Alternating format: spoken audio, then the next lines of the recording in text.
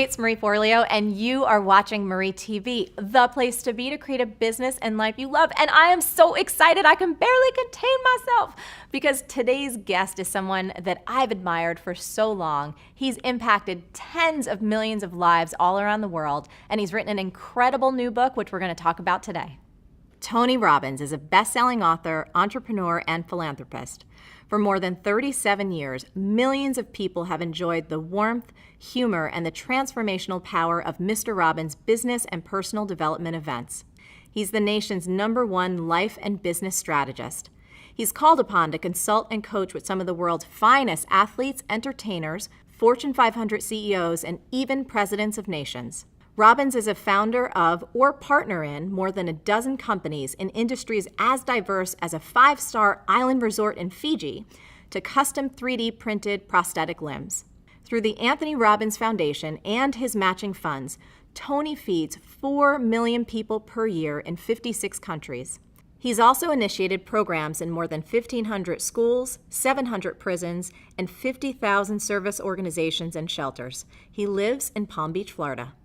Tony, it is so amazing to have you here. Thank you so much for making the time. Thanks for having me. So I think I told you this way back when you interviewed me for the New Money Masters.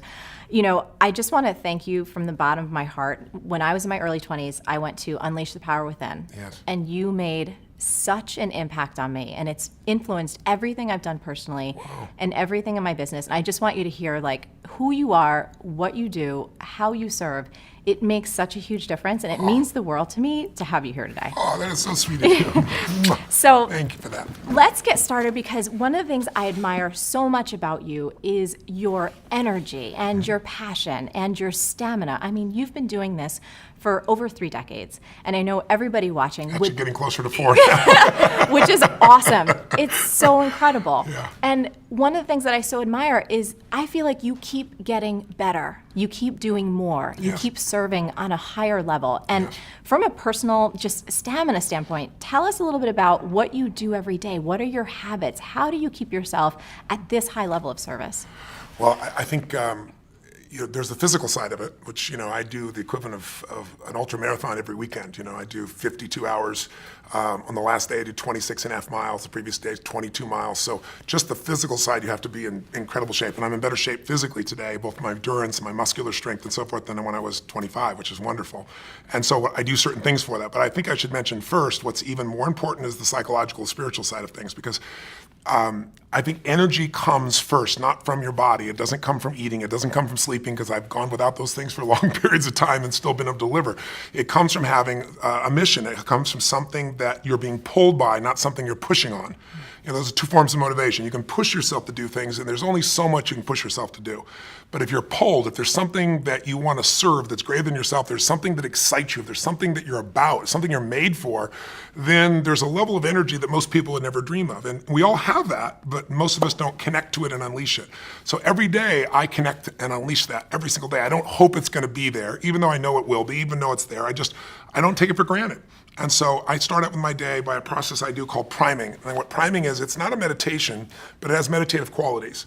And what I do is I sit down. The first thing I do in the morning, I go and I jump in a hot tub or a hot water type of experience, and then I go to freezing water. All my homes, I'm fortunate enough to have multiple homes, that I go, one of them I have a river I get to jump in. You've been there. Yeah. There are other places I have these cold plunges. And I do that to train my nervous system to go from 0 to 60 like that. Every muscle, every nerve in your body, every organ gets, when you hit 57-degree water, it hits. And so it's just my mental discipline. Then the second thing I do is I prime. And priming is I sit down and I do a minimum of 10 minutes, because my mindset is, if you don't have 10 minutes, you don't have a life. Right. So there's no excuse. So every day, sit down, and what do? I do 3.5 minutes where I do an explosive breathing pattern, a pattern that changes my biochemistry. And after I've done that, 30 of these intense breaths 3 times, I close my eyes and I'm kind of in an altered state, and I focus first for 3.5 minutes on just everything in my life, at least 3 things that I'm really, truly grateful for. And I don't do that in a hokey way. I don't do it in a mental way. I step into my body and feel it, and I make sure at least one of those things is something really simple. The wind against my skin, the look on my son's eyes or daughter's eyes, something that is just very fundamental, but I really I cultivate that feeling of gratitude, of appreciation for those feelings. And I do it for 3.5 minutes. Then I do 3.5 minutes where I do this process of focusing on healing, strengthening, and serving. And I start in a circle, starting with myself, and then I go through all the people in my life and associates, and I just send love to them. Again, it may sound corny, but to me, it's a part of what I'm here for, and it's a part of cultivating that energy, that healing and strength energy, and strengthening my passion, my appreciation, my insights, my capacity, my endurance. And then I do the last 3 minutes are what I call 3 to Thrive, which is what is it that I really want to make happen? And sometimes I do that over what I'm going to do for the next 6 months or month, and sometimes it's today. I shake it up.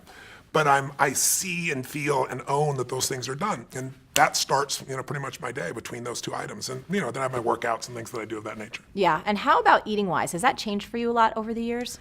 It's pretty simplistic. I'm very simple. I eat a salad and I have some protein. I have fish or I'll have turkey bacon.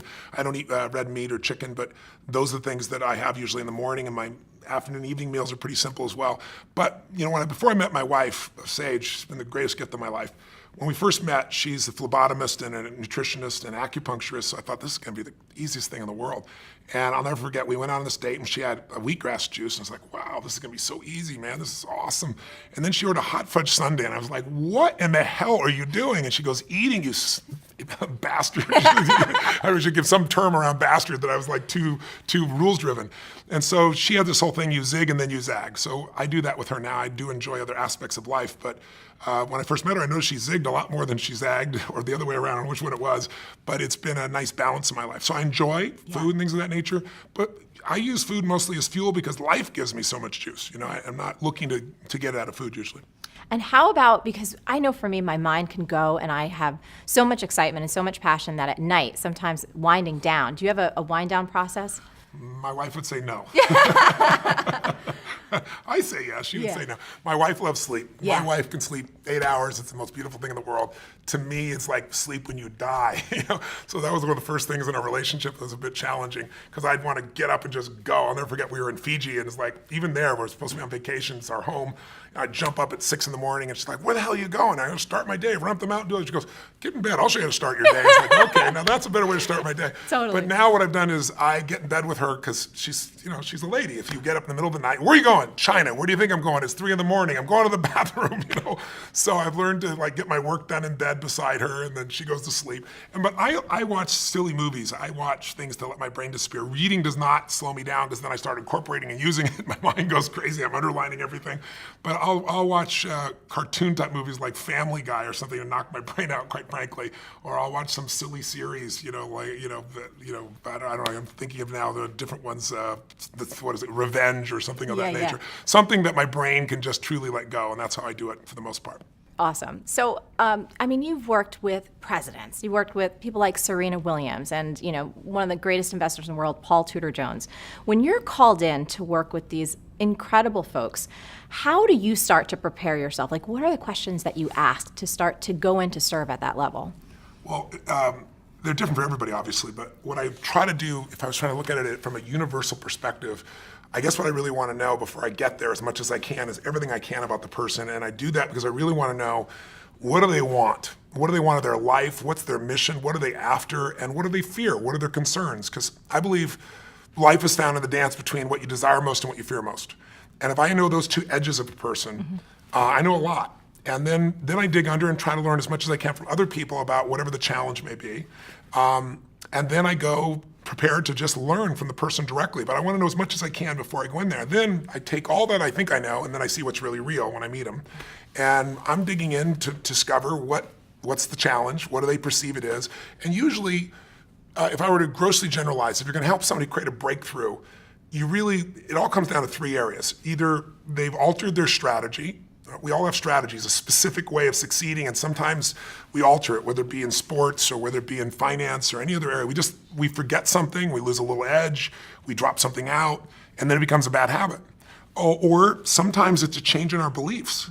Like, you may have done something for decades and been really successful, but now, I know one gentleman who's a good friend of mine that, had 52 Academy Award nominations, and he said to me one day, he said, if I make one more freaking movie, I'll kill myself. He's just like, I don't want to make a movie, I don't want an Academy Award, I don't want any of these things, And it's just like he's satiated. And so sometimes when people get satiated, they lose their hunger, they shift their beliefs. And when you change a belief, you change your biochemistry. When you change your belief, you change the way you execute. You change everything. And we all develop stories. And sometimes stories are empowering, and sometimes the mental stories are disempowering. So I'm listening for those. I'm digging for those. And then I also look at their state. Because you could do the same exact action from a place of being pissed off or from a place of playfulness, and the same action is not going to get you the same result. And so I'm looking for that quality of what's going on in them. And then I look and try to find out what it was like before. So with Paul Tudor Jones, I went back and I watched videos of him when he was at his best. And I saw how he used his body and the way he moved, and I saw him now sitting still and kind of slumped over, and he'd broken his leg, and he had talked at a different tempo. So I look at biochemically what's happening, physiologically, I look at psychologically what's going on, and then I look at structurally what they're doing. And then I develop a plan to help them get back to where they were and beyond, to better performance than they had before. Incredible. The other thing that I was fascinated I wanted to ask you so bad, you probably accomplish more than most people do in, I don't even know a time frame. And of course, you get to talk with people who are at the highest level of their game. When it comes to productivity, what do top performers know that a lot of people just don't? What are we missing? Well, I think the best performers are focused on outcomes and not activities.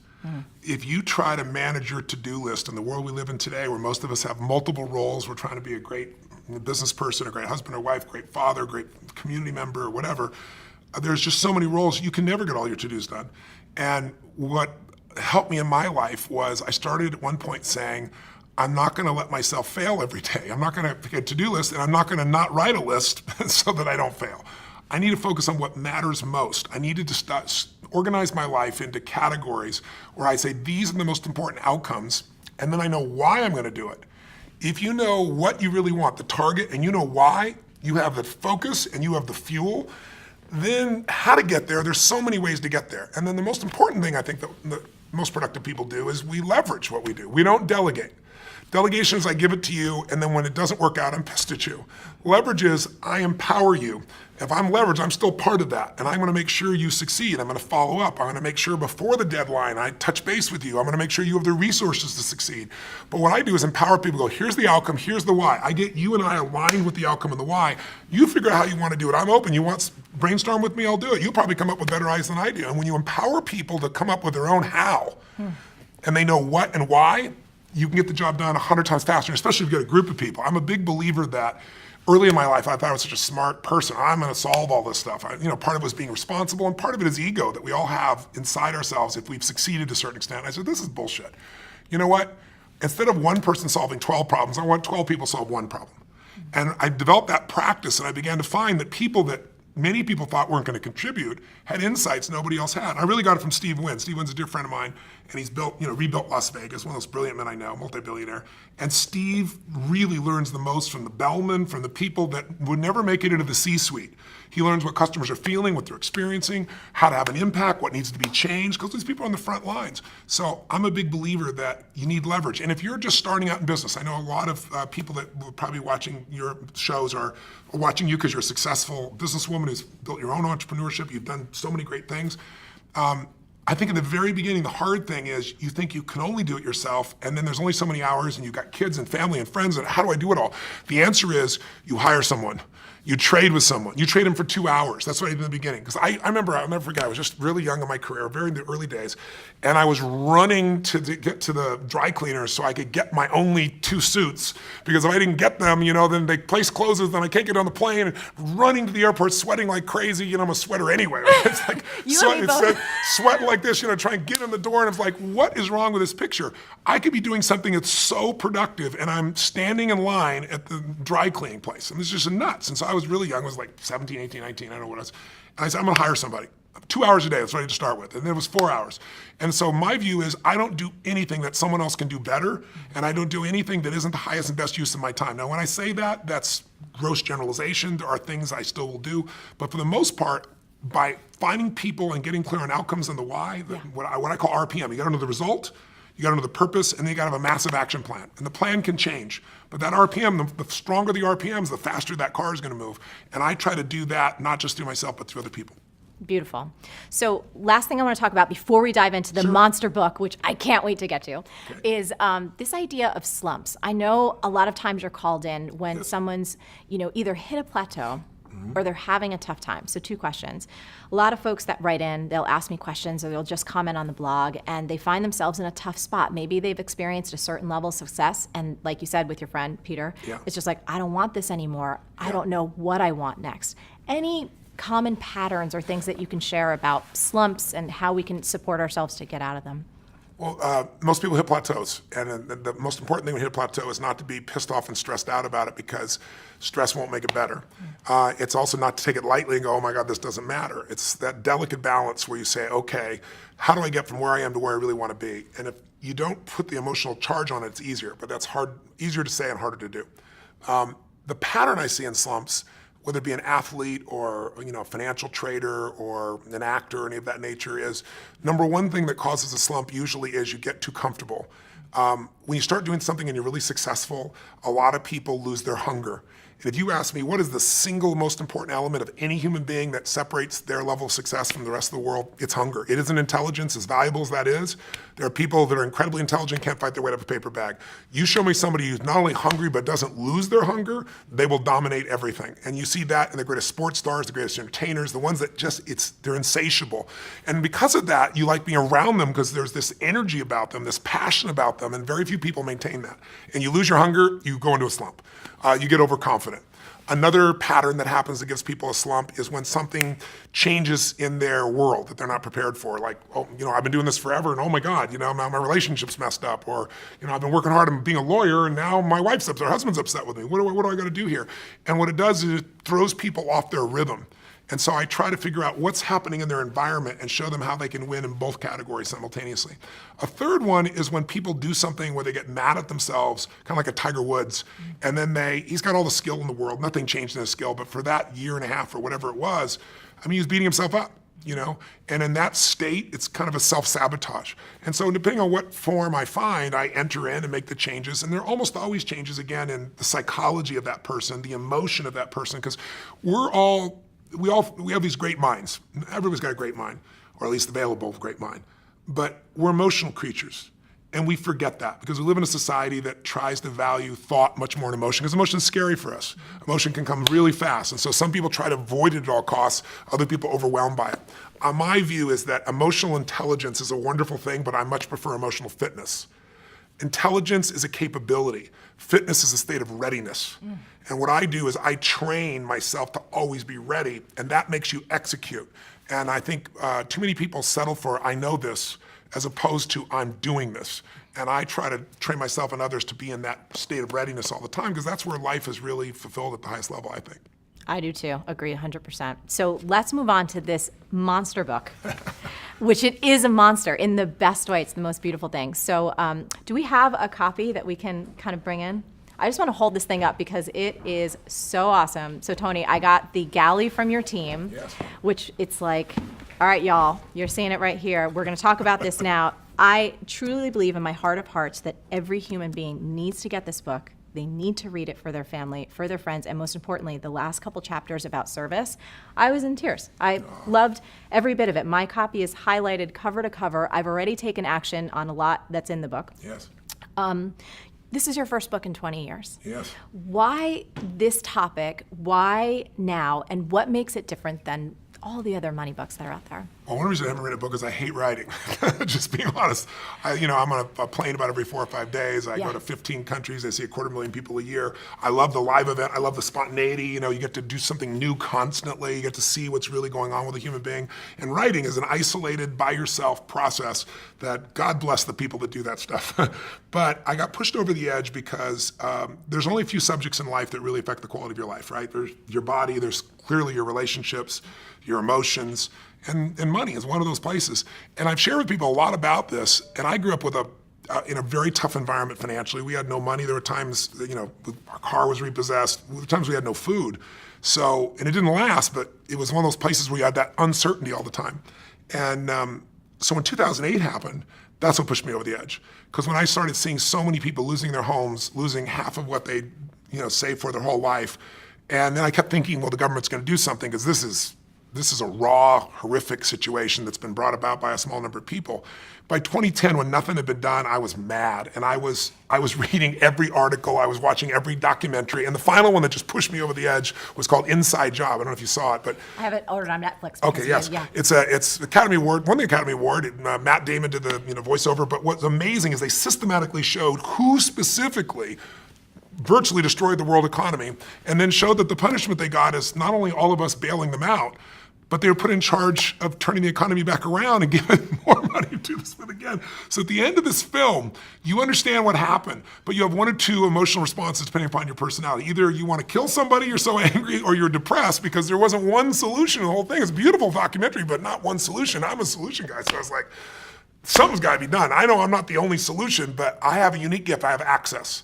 Because most people don't know, they think of me the motivational, positive thinking guy. That's never what I've been. I've been a strategist my whole life, and Paul Tudor Jones, one of the top 10 traders in the history of the world, has been my client for 21 years. Literally every single day, he emails me, I measure him a variety of things, I see him face to face. I've been with him side by side when the tech crash in 2000, in 9/11, when we went through the subprime crisis, 2008, the fall in gold, and he's made money every single year for 21 years. And even beyond me, his firm has made money for 28 years. So it isn't just me, it's Paul. And I've learned from him so much over those decades. And I just thought, if I didn't just interview him, what if I interviewed 50 of the most brilliant financial minds that in the history of the world that are alive today? Let me interview them. Let me find out, can the average person really still win? And if so, how? Let me get, not some talking head on television telling you the same BS about go put your money in some 12% per annum mutual fund that's never existed for 10, 15 years, but the truth. And so I began this 4-year journey, and I was blown away. My average interview was scheduled for 45 minutes. They went 3 hours, some of them 3.5 hours, 4 hours. And people became incredibly generous in what they shared. And they shared things that they've never shared before. And I put them into a 7-step process so that whether you're a millennial that just got out of college and got a bunch of college debt saying, how will I ever get around this? I'll show you how to get financially free. You're a baby boomer and you lost a bunch of money in 2008 and you didn't get back in the market. I'll show you what you can do. You're a very sophisticated investor and you want to know what Ray Dalio does that it's never been revealed about, I'll show you what he does. And so I'm real proud of it. And you've seen the level of endorsement I have from the highest level of people in finance on the earth is pretty extraordinary. It's because it's really their work, it's not mine. I had so much fun reading it, and honestly, I was intimidated by a 600-plus book because I knew we were doing this interview, and I prepare as much as I humanly. I'm like, all right, I'm going to speed read, but digest everything. Yes. And one of the things in the beginning, when you start breaking down the myths, yes. I just kept getting sicker and sicker and sicker with how much the general public, how much people don't know and how they're taking advantage of. So I wanted to ask you, was there one in particular that just totally pissed you off? There was a ton. I know there's 9 myths in the book. I put the 9 most abusive ones in there. They're there. Here's what I'd say. I want to mention one of the myths, though, to start with. Not a myth, but a step. I want everybody who's watching to remember one thing. The biggest myth you have, not the one that's been sold to you, that hurts you is the average person thinks finance is so complex because, frankly, the industry tries to make it sound complex. They use words that you don't know, so you don't know what to do. What does this mean? And so what happens is we just give them our money and say, deal with it, and we don't realize that system has been set up. It's not an evil system. It's set up by corporations that are looking to maximize profit for those corporations. They're not looking out for the investor because this investor's second, and we think we're first, and we're not. So the first piece is you got to know that you can't wait till you have a ton of money to start investing and think, I'm not an investor. What you got to do is say, rather than my Apple phone, let me own Apple stock. Let me own a piece of all the best companies, not just Apple. I've got to become an owner or I'll always be in scarcity. If you can invest in business, even a small amount, you can grow. And I don't care how small it is, but you got to automate it.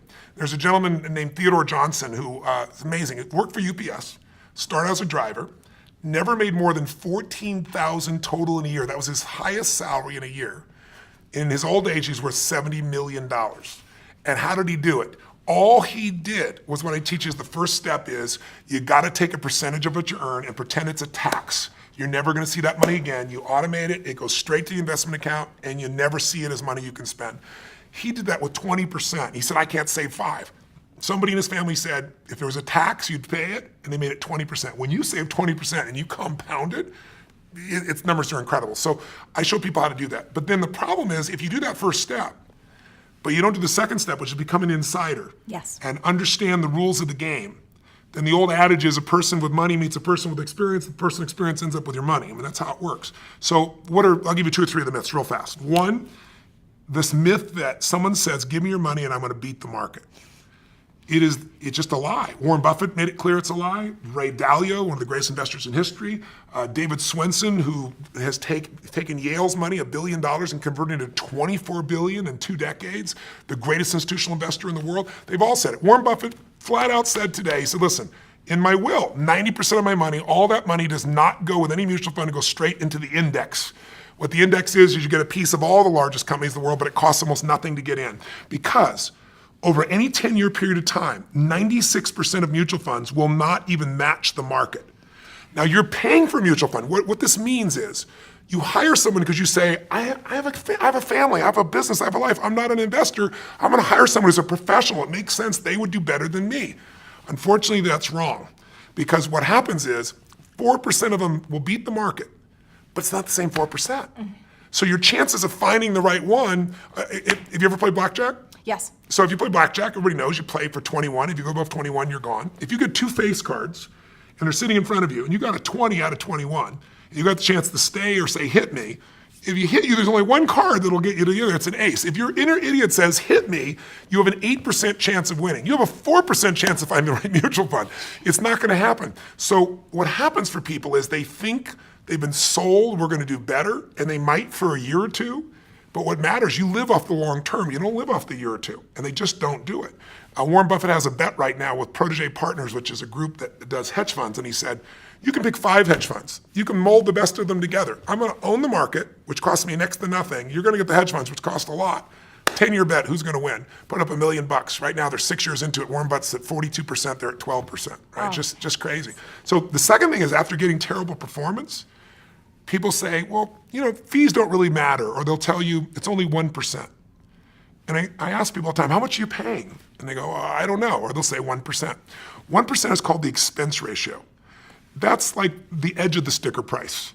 If you read that 50-page prospectus in your mutual fund, even one of them has 50 pages, which you won't, you'd have a hard time with a PhD figuring it out. In fact, there's a man named Hilton Smith, I quote in the book, who spent 2 weeks, he's got a doctorate as an economist, took him 2 weeks to go through them all and figure out there are 17 different fees. And Forbes says the average fee is 3.12. Now, if you're watching right now, I'm sure I've lost your brain with all these numbers, so let me make it real for you. 1% versus 3%, big difference. huge. Right? Here's the difference. Just like you grow by compounding like Theodore Johnson did, your fees also compound. And people don't know that when they hear that little number. So if you have 3 people and one gets 1% in fees, 2%, the other 3%, they all get the same return. They start out with $100,000 at 35. For 30 years, they accumulate to 65 years old, 7% compounded. They all get 7%. The only difference is the fees. And when they go to retire, the person at 1% in fees is going to have $574,000. $100,000 to 574, not a bad. If they added not another dime, pretty amazing. The person at 3% in fees will have $224,000. 77% less money. If you want to win a race and you have a 100-pound jockey on the back of your horse, or you want a 300-pound jockey on the back of your horse, fees at 3% are that. If I said to you, here's a deal, let's do an investment, and here's how I want it to work. You give me the money, you put up all the money, you put up all the risk, I'll put up no money, I'll put up no risk. If you lose, I win, and if you win, I win. And if you win, over the life of the time, I'll get 60% of what you earn. You'd say, I'll never do that in a million years. That's a mutual fund with 3%. It's one of the only industries on earth where they've confused us enough that we don't understand we're overpaying by thousands of percent. You could own the stock market, the S&P 500. You can own a piece of all 500 big companies through like the Vanguard 500. And you get the best of all the business, Apple, Exxon, all these companies. And it costs you 0.17. That means less than 0.2%. If you went to a normal mutual fund, you might own the same companies for 3.17. That's like buying a Honda Accord for $20,000 or $350,000 for the same car. If you pay $350,000, you figure out the person next door paid $20,000, so you go crazy. That happens every day with finances because people don't know how to look at this. So when they read the book, that'll never happen to them again. Yeah, and this is, I mean, there's so much. I could talk to you forever, and I know your team is like, oh my God, we got to get him out of here. But a couple things before we wrap up. First, what we discovered with the all-season strategy and what you were able to inspire Ray, one of the leader of what? The largest hedge fund in the world. Yes. It's absolutely incredible. He's an amazing man. Let me just give it to you really quick. Ray Dalio is his name. Ray heads Bridgewater, which is the largest hedge fund in the world. A hedge fund is where wealthy people often put their money because they can bet up on the market or down. They'll be able to do a lot of things as a hedge fund. And a large hedge fund, a good sized one might be 15 billion, Ray's 160 billion. So he's 10 times the size. To give money to Ray 10 years ago, you had to have a $5 billion net worth and a minimum of $100 million on the first day, or he wouldn't even talk to you. That was 10 years ago. Now, no matter how much money you have, he won't do it because he manages money for China, for countries, for giant pension funds. So I get a chance to meet Ray, and I did 15 hours of prep for that. Just like I want to be all pitch and catch with him. I was very fortunate, found out that he'd listened to my tapes and was a fan of my work from years before. And so our 45 minutes went close to that 3-hour mark again. And at the end, I said to him, went back and forth, and he really enjoyed it, and I enjoyed it, obviously, learned so much. I said, Ray, I asked this to all these people, if you could never give any of your money to your children, and all you could give them was be a strategy, a plan, a portfolio that they could not only succeed with, but they wouldn't have all that ups and downs that make people get out of the market and lose. I said, what would it be? And he said, my all-weather portfolio. I've already designed it. All my money's in it. My kids' money, all the money that I have for contribution to society is in it. And he said, because I know I'm not going to be here forever, and I need something that's going to work in any market. And he said, I've worked it all the way back to 1925. I've tested it, and it makes money. And he said, I did it for myself for years, and now I do it for my clients. I said, explain it to me. So he explained it to me, and I'd done my homework. I knew a lot about it already. But at the end, I said, okay, Ray, you've really explained this. Brilliant. You're showing me why in 2008, people that had half their money in stocks and they thought they were safe, half their money in bonds, like everybody tells you, a balanced portfolio, they both lost money. He explained why. He explained how you could avoid that. But I said, Ray, you told me everything but the percentages. So it's like, bake this perfect chocolate cake. And he says, bring some chocolate, bring some sugar, use some dairy products, but you're not telling me the amounts. I said, he goes, Tony, that's my secret sauce. And they give me the whole 5 billion, 100 million. I go, I know, but you said you haven't taken money in 10 years. You're not going to take any money.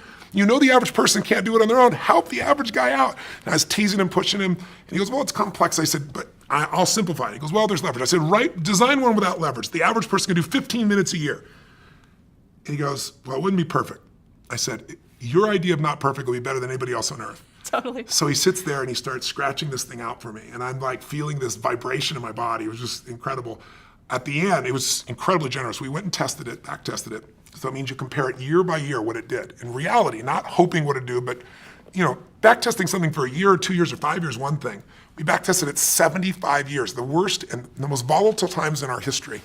And interestingly enough, it's right, 85% of the time it made money. And the few times it didn't, the average loss was 1.6%.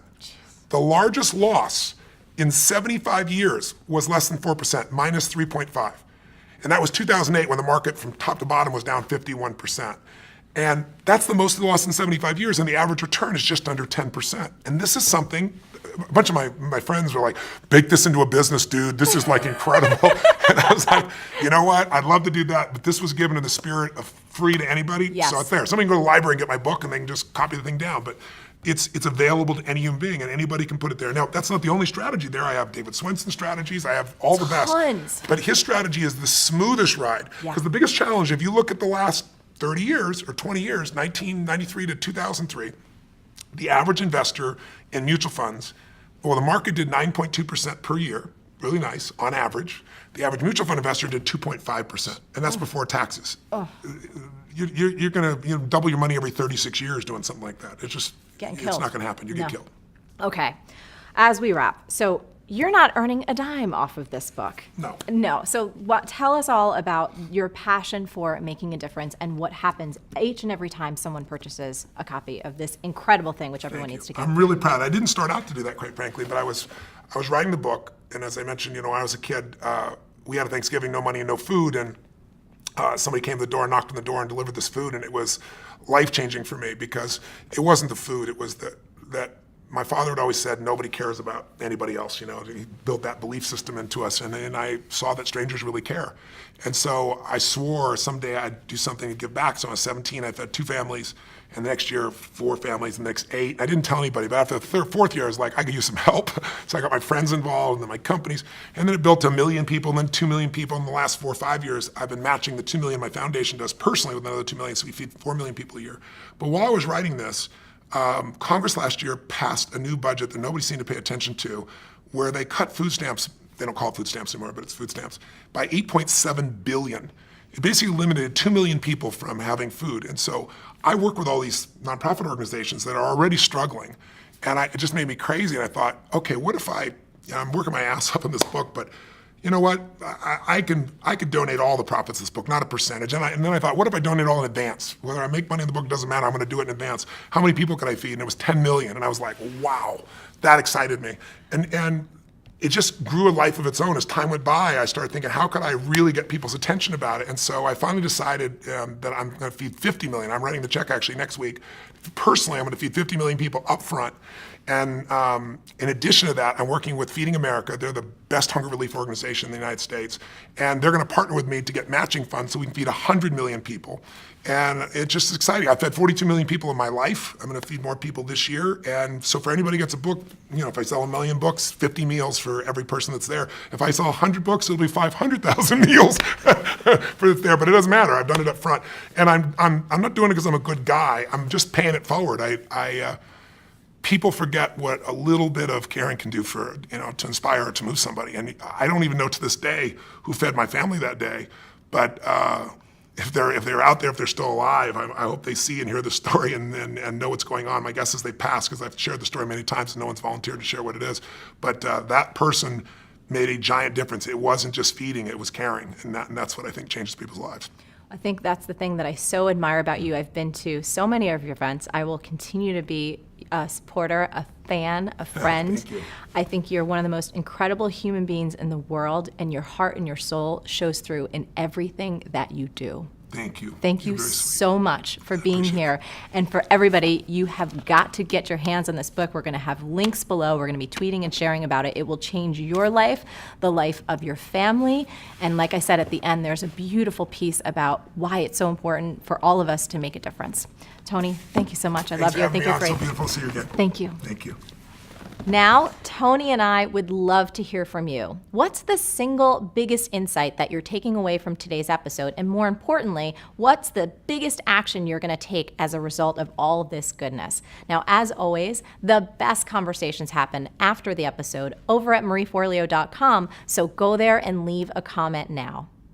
Did you like this video? If so, subscribe to our channel, and I would be so appreciative, especially for this one, if you shared it with all your friends. And if you want even more awesome resources to create a business and life that you love, plus some personal insights from me that I only get to talk about in email, come on over to marieforleo.com and make sure you sign up for email updates. Stay on your game and keep going for your dreams, because the world really needs that special gift that only you have. Thank you so much for watching, and I'll catch you next time on Marie TV. Can I get a what? Can I get a whoop whoop? You're getting Thank you, thumbs up. sweetheart. I appreciate that. I'm starting to feel better about myself already.